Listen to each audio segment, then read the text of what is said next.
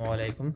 This is Zafran Saeed, and today the topic that I'll present online in order for the partial fulfillment of the internal assessment by Sir Naseem, lecturer at Cohort University of Science and Technology and English Department. The topic that is given to me is implementing linguistic plans. I'm Zafran Saeed. I'm a second, and my registration number is EN320212017. Now, just look at the contents before going to explain the topic. The contents that I'll explain in this topic are the background, the introduction, examples, reasons, implementation, major factors, and at the last references will be there. So now let's just look at focus on the background. As we know that government institutions often get taken the task of language planning, but individuals can be active in it as well. For instance, by creating inconsistently, using a new word. So we will deal with the national versus individual language planning and language planning as part of language policy, which reflecting general government policies. There we will also be focusing or also be discussing two conflicting theories of language planning. This discussion is focused on the following questions like are there linguistic objective norms for clarity, economy and redundancy which must be used in language planning? So, it also contains a description of the activities and stages in language planning. After that, we will go further into the questions of which factors influence the language planning processes. Now, look at the introduction. As we know that language planning is in fact a part of or the factual realization of language policy. A government adopts a certain policy with regard to the languages spoken in the nation and will try to carry it out in the form of language planning.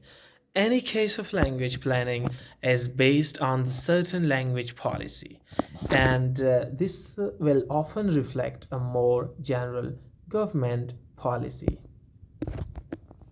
The examples, if you look at examples that have already been given and the book, language contact and bilingualism. So, and where these examples actually were given in the book in which governments were active in language planning. However, this activity is not reversed. This activity is not reserved for governments, or you can say government for government institution only, because individuals have also their role. So individuals or groups of individuals can also be involved in it. They can try to unite people on the language questions in multilingual settings, particularly in cases where a minority language is in danger of becoming obsolete. They can publish books in the language they want to revive or maintain, organize cultural events in the language concerned, edit a newspaper, organize language courses, etc. So now here are the reasons that why linguists have a lack of attention, or you can say the lack of interest in language planning. Generally, linguists of the present generation have not paid much more attention to language planning. Why? There are two reasons for this apparent lack of interest. The first reason is that most linguists hold the view that language is an autonomous system that cannot be deliberately changed by variables outside the system.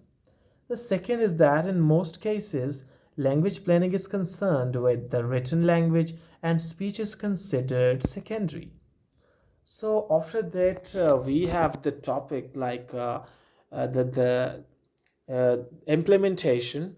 which is our main priority, the topic that is given to us. So, as this is basically the third stage, means it comes after the selection, after the codification stage, and implementation is the third stage of the language planning processes.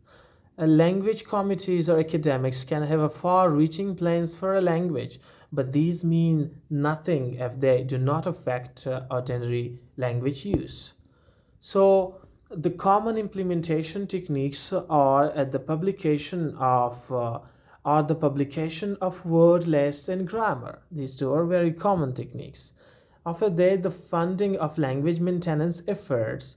In the case of minority languages, the publication of textbooks for schools, the vocational training of teachers and a new language, the publication of governmental decisions in certain languages, the passing of laws concerning language use, etc. Then we have a major factors, as we noted earlier, that language planning does not take place in a social vacuum. Instead, it is affected by many factors. In this section, we will deal with the social demographic, with the linguistic, with the social psychological factors, with the political, and you can say with the religious factors. So these all factors are involved and playing a most important role in language planning. After that, we have references that is the topics and the materials are actually taken from the book written by Reen and Pater. And the name of this book is Language Context and Bilingualism. And so this is the end of my presentation. I hope each and everything will be clear. Thank you.